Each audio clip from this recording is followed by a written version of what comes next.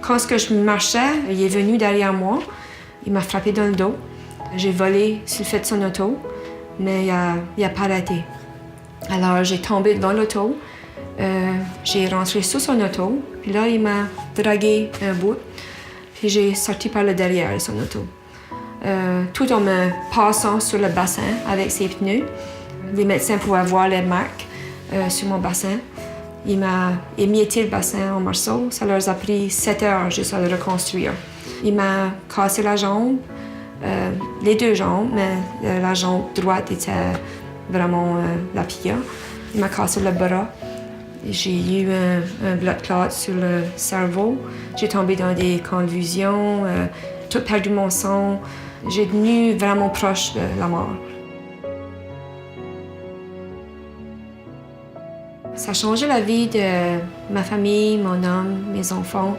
Ça a été vraiment dur parce qu'il a fallu que tout le monde change leur vie pour le faire plus facile pour la mienne. C'est pas juste moi qui souffre, c'est mes enfants, mon homme, ma famille. Tout le monde souffre. C'est dur de dire à ta petite fille ou ton garçon, non, je peux pas. Quand tu étais toujours capable avant. Ma petite fille a joué à la ringuette. Il y a une journée, je me rappelle, c'était les parents contre les enfants.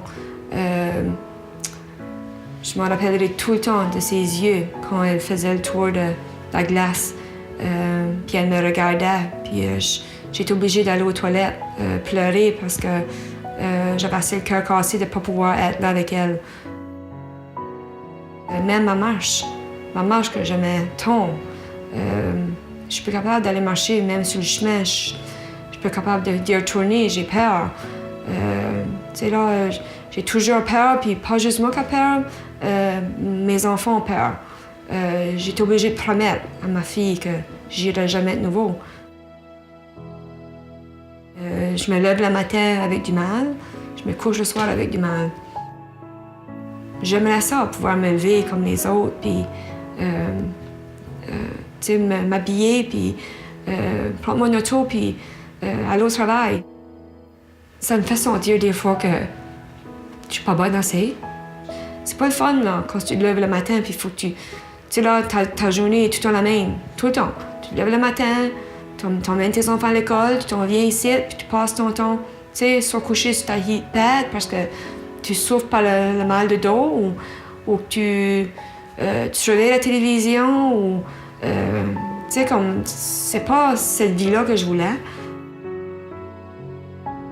Si il serait devant moi, je lui dirais, t'as changé ma vie. Tu sais pas le mal que tu m'as fait, le mal que t'as fait à mes enfants. Mes enfants seront jamais pareils. Moi, je serai jamais pareil. C'est plus le pourquoi. Pourquoi choisir de boire et conduire?